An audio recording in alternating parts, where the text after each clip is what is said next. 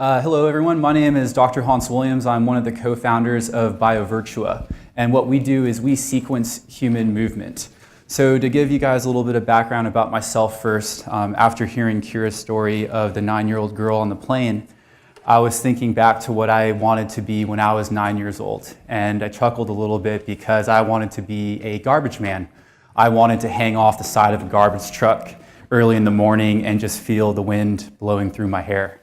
And somehow between then and now, here I'm up on stage. So it didn't really, different pathway. But originally I was a public health nurse from California. Then I did doctoral training at Duke University in non-opioid chronic pain management, was working on non-pharmacological solutions for helping individuals that are addicted to chronic pain medications, postdoc in pain genetics, and then I started doing consulting work for other healthcare companies, and about a year or so ago started BioVirtua with 3 of my other co-founders.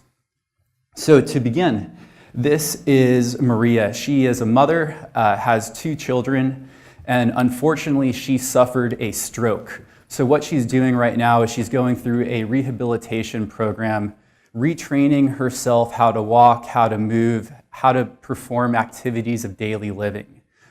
She needs to learn again how to, pull up her pants, how to bend over to pick up groceries or maybe pick up one of her children. So this is going to be a pretty difficult process for her. It's going to be months to be able to, regain the mobility that she once had. But there are a lot of other conditions that also impact human movement. We look at, stroke like herself, Parkinson's, Alzheimer's, fractures.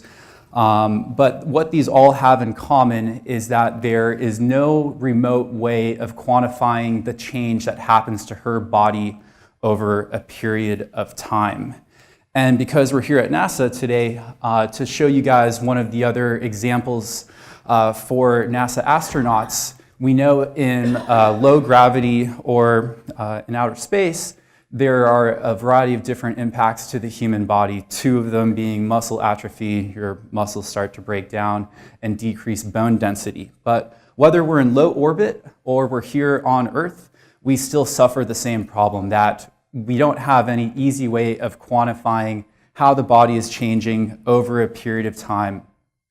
So that's what we're solving. Does anyone know what this is?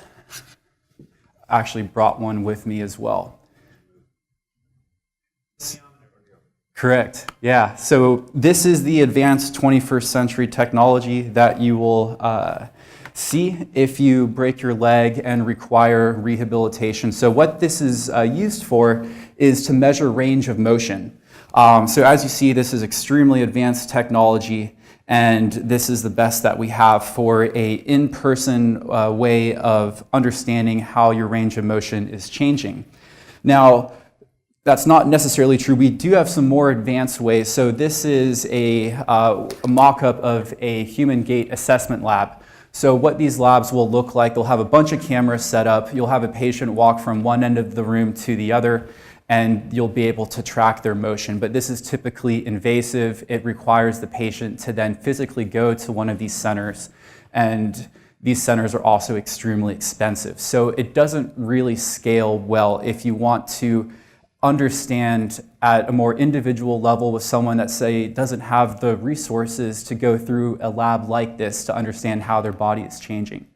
So we have these 2 ways of understanding or quantifying human movement currently, and both suffer a variety of flaws. So what we do at BioVirtua then is we use a variety of low-cost cameras, both 2D and 3D depth sensing cameras, to collect data on the human body. We incorporate in computer vision to then understand and extract out certain metrics of the body mechanic, of the body motion that we want to understand. And then we're also working on more interesting ways of visualizing this information. So not just looking at another human body on a laptop screen, but being able to represent that body in an augmented reality space, we feel is going to be the next generation. So to show you guys an example of how this looks, So to go back to Maria, here we have her, and again, she's not wearing any sensors. This is just from a 2D video. We go through, we extract out some of the key points. Right now, we've got about 25 to 30 different joints in her body. We could do around 40 in her face and also her fingers. And from that, we could then generate a report to give to the healthcare professional and also to the patient that is caring for her. And lastly, I had also mentioned the augmented reality. So when we're using depth sensing cameras, we create a sort of point cloud data storage format, which then allows us to use more advanced visualization mediums. And we see that this type of technology is going to be great for telehealth applications where, say, you're an orthopedic surgeon, you're a physical therapist, but you can't actually see the patient or be physically there with them. With our technology then, you could actually walk around that patient like they're there in real time, while then also assessing and getting all of the quantifiable data that you would need to make a judgment on, are they failing to progress? Do they need to do something different? That's all capable. So what we want to do is we believe telehealth and the assessment, the quantification of human body mechanics, we could do a lot better. Right now, when we look at telemedicine, telehealth, and remote communication, it's essentially Skype. Doctor on one end, patient on the other, and it's a conversation. But from the physician or from the healthcare professional side, you can't actually quantify what's going on. You could just sort of visually inspect, and we want to be able to make that better. So what we envision is being able to go through the life cycle of a patient and get quantifiable metrics as they are progressing through their treatment. So here we have Captain Scott Kelly when he landed after his 340-day mission in low orbit. And now, here we have an example, a case study for NASA, but you could just easily imagine this being a patient that has suffered a stroke and they're going through a 3 to 6 month rehabilitation process, and the amount of value that we could help her with generating this data for her physical therapist, for her neurologist, and also for herself, so she could actually see how she's been changing. Now, this isn't an error. If this made your heart skip a beat for a second, I'm sorry for doing that, because we never like to see these error messages. But if you can't read this, this says that the file you are trying to use is too large. One of the beauties of what we're doing is, since we're extracting essentially joint data, it's XYZ coordinates.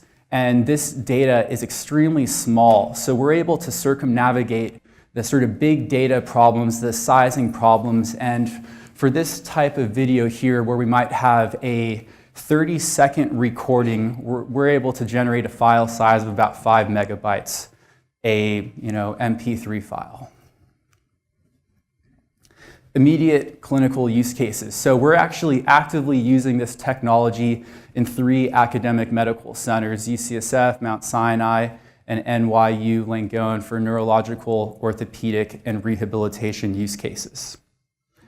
How does this workflow look like? So one of the most important things from myself as a nurse, and if there's any other doctors in this room that are practicing, you could probably agree with me that when you see a patient and you have only 30 minutes, you want to make sure that you are using that time as efficiently as possible. You don't want to be looking at the EMR. You don't want to be trying to figure out what's actually wrong with them while they're in the room with you. You want to have all of that knowledge beforehand.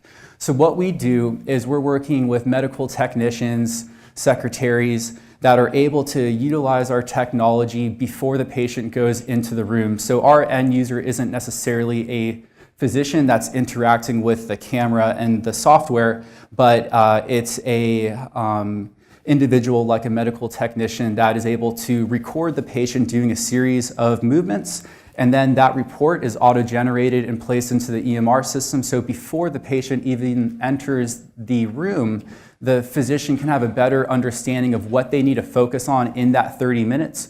Because if you've broken your hip and you're going through that rehabilitation process, you want to make sure that that full 30 minutes is dedicated to you for you receiving the intervention, for you getting education on what you could do better. So that's essentially what we're doing there. Is we've created a workflow that's non-invasive. It's we're not displacing another piece of technology as a barrier between the patient and the provider. We're trying to increase that amount of time that the physician is able to speak with the patient, or that the patient is able to ask questions to the provider. Two pieces that we've gotten feedback on that are why healthcare professionals like us a lot. First is that we are aligning ourselves with CPT codes. So for the non-medical professionals in this room, the CPT codes is essentially another type of billing system. If someone performs some type of intervention, you're going to want to be able to bill the insurance company for that. So we've made sure that our assessments that we provide through BioVirtua align with these billing codes, with these CPT codes. So when they use our technology, they could actually get money for using it from the insurance companies. And a side note here, when we talk about the clinical market size just for rehabilitation, tele-rehab, we're looking at about $2 billion, which falls into the landscape of telehealth, about $10 billion, and all of this falls into the category of mobile health, which we know is a ever-growing market. And the second piece that the healthcare professionals really like about it is going back to the small data sizes.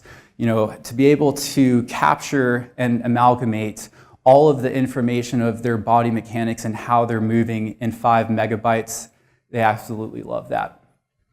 So if you're thinking about, what other companies in our space are doing something similar, so there are quite a few, but our key differentiator is that our competitors are mostly focused on the interventions. How do we specifically target an intervention for a patient at the right time and for the right patient? But what we're focused on is the assessment and the capturing of the data. And for us, we feel that's a better choice, because then it allows us to capture a wider variety of patients. Then we're no longer condition specific. And I think that's worked out extremely well for us.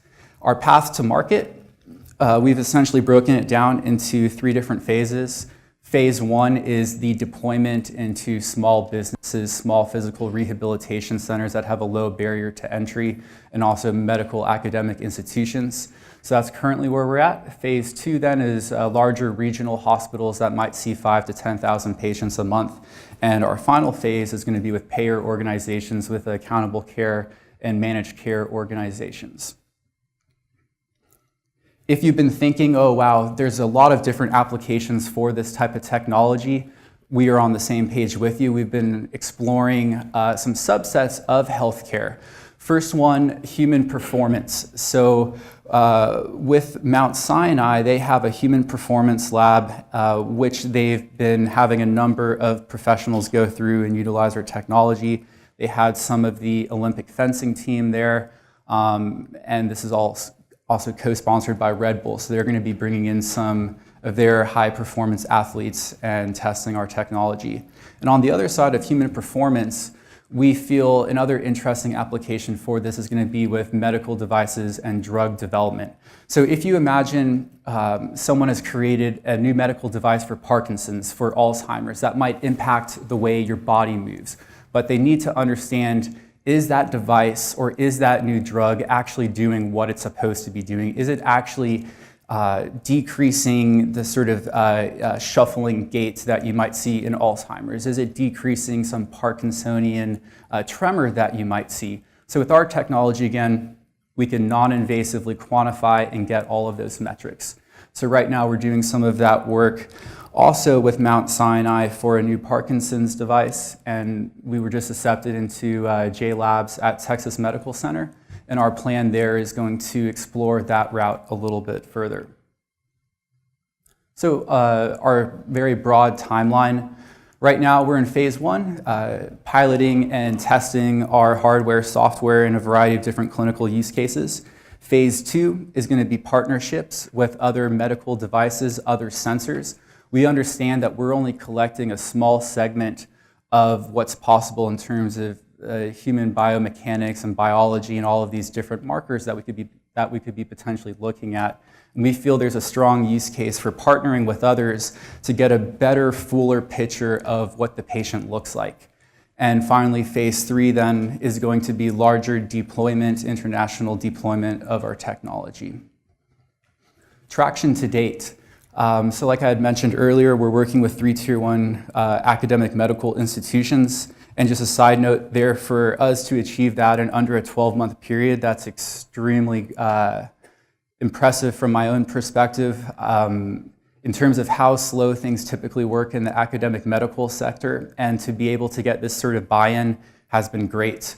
We won a competition at Partners Healthcare in 2017 in Boston, and just accepted into the J Labs with Johnson & Johnson. So our specific asks, we feel we could help with the astronaut strength conditioning and rehabilitation program in terms of collecting data.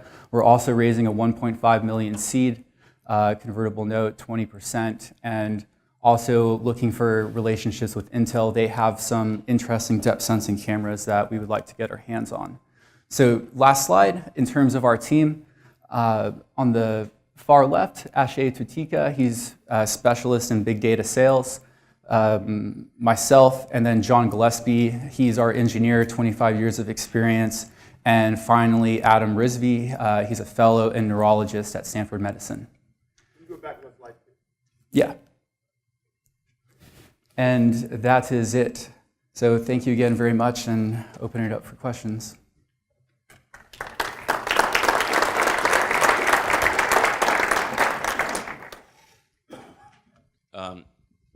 Is this working? Yeah. So first, I was a little bit disappointed to see that you're not connected with Duke in a more meaningful way. So I take that a little bit personally, and we're going to have to talk after this is over. Yeah, but, so I have actually several comments and quite a few questions. So again, I'll catch you later because I don't want to take all the time. And the first comment that I have is that I think that you have a very thoughtful plan on how to go about this technology and how to engage clinicians, patients, physical therapists, the reimbursement system, third-party payers, confidentiality, which are a lot of the questions that come up with new technologies like these arise for healthcare. So I really applaud you for that, because that usually comes at the back end and not at the front end. So that's great to see.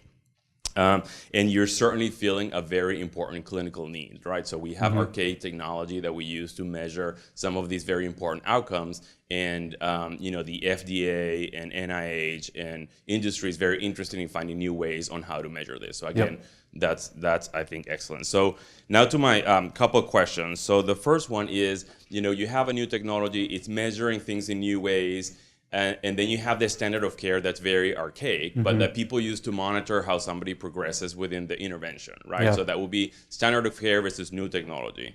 How do you know that your new technology is actually can be measured in several, over a time period, and know that what you're seeing in changes actually relates to improvement in their underlying condition? Yeah, that's a great question. So the current hardware that we're utilizing, I think this gets to the accuracy and the precision and the tracking over a period of time. There's about a decade's worth of research on the depth sensing cameras that we're currently utilizing.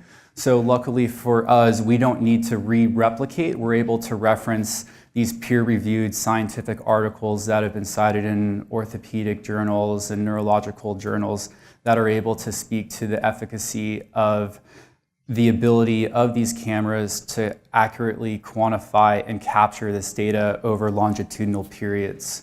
So for us, that's been great, because that takes a lot of time and money and effort to perform those types of clinical trials that would be required for a brand new type of technology. So this, we've been able to recycle and reuse and modify the existing pieces that individuals and other academic institutions have already validated, and then just taking it to the next step.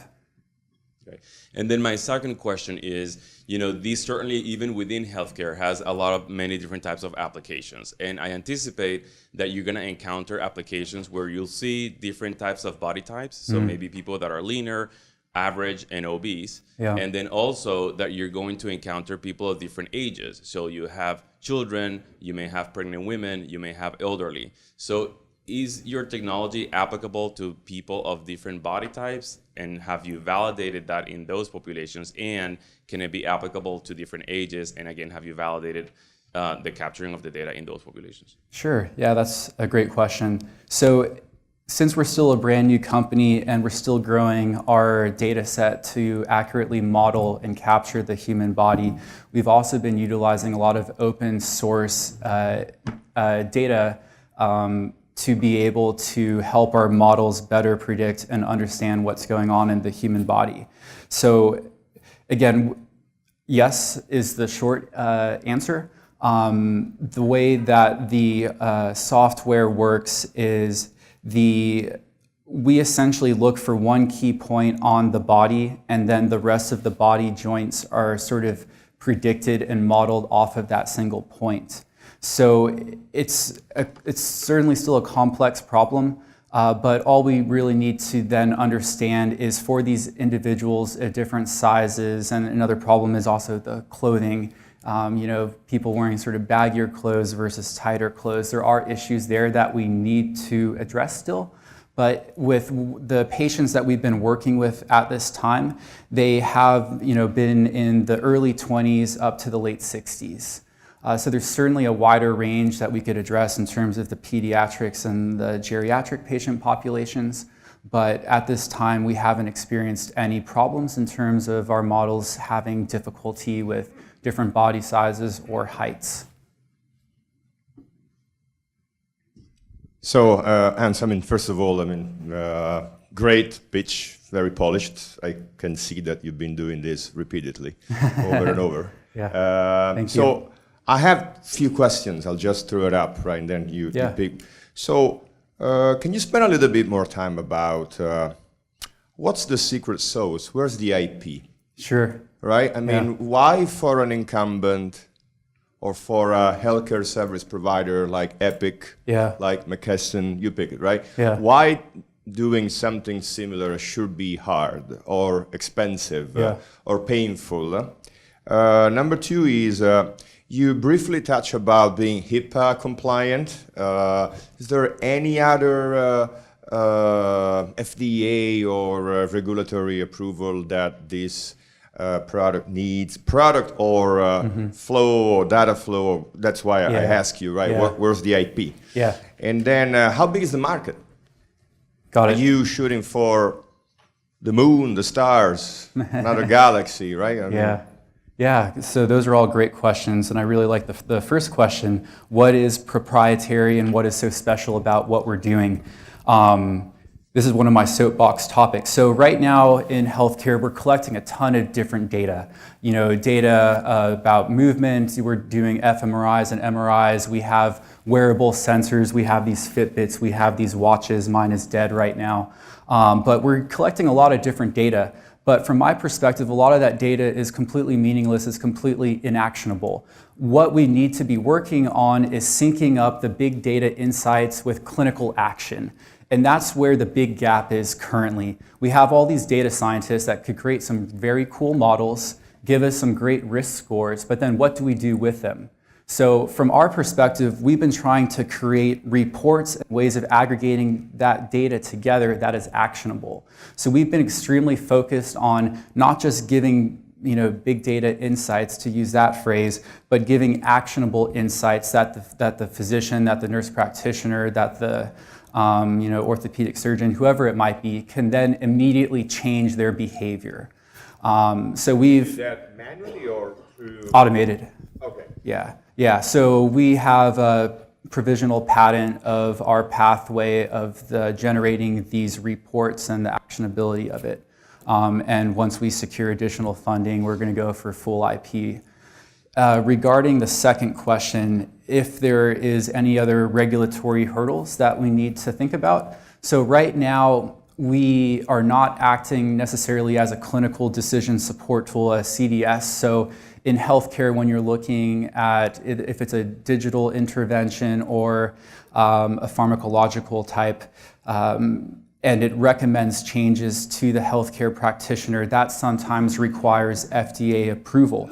But right now, since we're a small company and we're not specifically focused on being a CDS or a clinical decision support tool, we're able to avoid the FDA regulatory oversight for right now.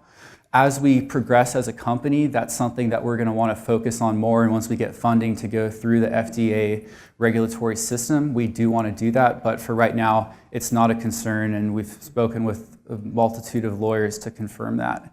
And the third question with market size. So we're right now focused on the telehealth, telerehab space, $2 to $3 billion. But we feel other sectors and aspects of healthcare, specifically human performance in professional athletes, NBA, sports teams, that is also extremely interesting to us as well. Also the automotive industry. So we were invited to Porsche's Innovation Day this last year in 2017. Unfortunately, we couldn't attend, but what they were interested in us was for early detection systems for adverse events while you're driving. Say you have a stroke, say you start having a seizure. With our technology, we could potentially pick that up before it happens or right when it happens and then divert the car to the side of the road. So I guess I can't really answer the question fully yet because we're still trying to figure that out. So again, great presentation, great product. I think there's a lot of potential for you. You mentioned somewhere in your presentation about using machine intelligence. Are you also doing machine learning as part of your system solution? And who's part of your machine learning team? What's your expertise you have? Because the one name I saw up there is someone who's expert in sales of machine intelligence. Yeah. So that's a great question. So in terms of the machine intelligence, machine learning, right now we're working with very basic prediction models to understand what movements might be related to adverse medical events. So being able to understand, if a patient is at a higher risk for like falls, for instance. So with some of the physical therapists that we're working with at UCSF, that's something that they're quite interested in. To get to the more technical question, or to the other half of the question with the data scientist. So I didn't have him on here, but we do have a computer vision specialist that just focuses on the more advanced deep learning neural networks and the understanding of how we can utilize the newest off-the-shelf models that the statisticians are coming up within our product. So that's not necessarily my area of expertise. I understand it at a very broad general level, but we do have an individual with that, and that's part of our seed that we're trying to raise to be able to then bring on and onboard additional data scientists to point us in the right direction for different types of models and the data workflow that we could potentially utilize. Have you looked into use of this by home health nurses and physical therapists, where they could even very inexpensively use phone video to transmit to you, and then you do the next phases of the computer vision and so on and so forth, to keep it cheap and to keep people at home or wherever they are, not necessarily in clinical situations. There's a whole lot of home health related issues where perhaps this could be helpful. Yeah, so that's something that we are looking into, and as the camera technologies become more advanced and better, right now it's mostly just 2D cameras on the majority of cell phones, and we can extrapolate the same type of data, but our big issue that we're trying to struggle with right now is the degree of accuracy and precision. So we could obviously generate more accurate data, more precise data from a 3D depth sensing camera versus a 2D camera. We could still collect essentially the same amount and the same type of data. It's just how precise and how accurate can we be. So right now we're trying to figure out the sort of sweet spot for these more remote situations. Because we do believe that's going to be a big focus for us. Home health care, being able to set up cameras or to have patients have their family members video them and then automatically quantify their movement patterns and how they might have changed over a period of 7 days or 7 weeks. So that is something that we're looking into, but right now it's just a issue of the data fidelity and what we're losing versus what we're gaining, and we want to make sure that we have a good idea of what that looks like first. So my question was going to start off with the statistical significance of variation. So but I mean, I wondered how much, what changes are really significant? Can you tell that yet? If you're wearing shoes or not wearing shoes, the type of surface you're walking on, does that affect your results? Or, And then you didn't talk about using it for diagnosis, and I wondered how you can measure changes for long periods of times. And for space, for instance, as you're, I would think that there would be a degrading, you can measure things that way, but there are other diseases that you should be able to measure also, and you didn't talk about that at all. So. Yeah, so that's a great question, and thank you for pointing that out. So part of the reason why I didn't mention this being used as a diagnostic tool is because of the FDA oversight. So right now we're trying to avoid being labeled as a diagnostic company, because then we'll need to spend $500,000 to go through that regulatory process. That is something that we are thinking about, and there's a lot of potential applications for using this as a diagnostic tool or an early diagnostic tool. But for right now, we're viewing it more as a way of monitoring the objective symptoms of how the patient and their body mechanics is changing over a period of time. As it relates to the shoes and to the clothing, that's something that we're still working on and figuring out in terms of is there going to be significantly different results based upon someone having, high heel shoes on versus a pair of flats versus something else. We don't know that at this point in time.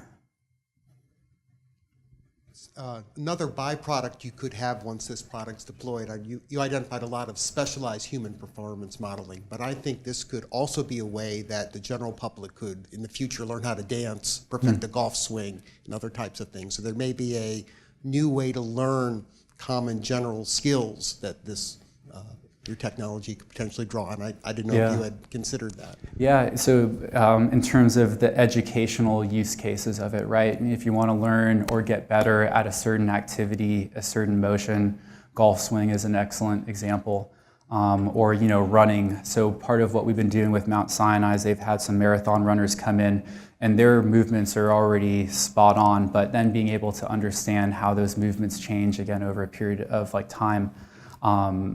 But certainly are. Very good presentation. Thank you very much. This is a great application. I have some personal experience with a loved one who had a stroke, and insurance companies will pay for a certain amount of rehabilitation. 6 to 12 visits or whatever. Yeah. And then sometimes their health or their mobility decreases. Do you think that there would be a market in showing or validating to the insurance companies that if their health decreases, then they need to start kicking in resources for additional rehab? Yeah, so thank you for sharing your personal story. With stroke and rehab, one of the benefits that we see of this technology is a lot of the times these payers will turn down patients over a certain number of treatments. Like you had just mentioned, from our experience, it could be the payer organization might allow 6 or 12. And then depending on how the patient progresses or doesn't progress over that period of time, they might cut off those sessions, even though from the patient's perspective, they feel like they're getting better. And part of the problem that we've seen is a lot of the metrics that are currently collected, they are subjective and they're qualitative. They're all from visual inspection. So what we believe we could help with is being able to provide a more detailed data to include in that billing summary. So then it's going to be that much harder for those payers to turn down your significant other's physical therapy, because we could actually then show, hey, they are, the general trends are going up. They might not be as fast as we expected, but we can show gradual improvements. So we need to have another 3 sessions, another 6 sessions. And that's the last question. Thank you. All right, thank you, everyone.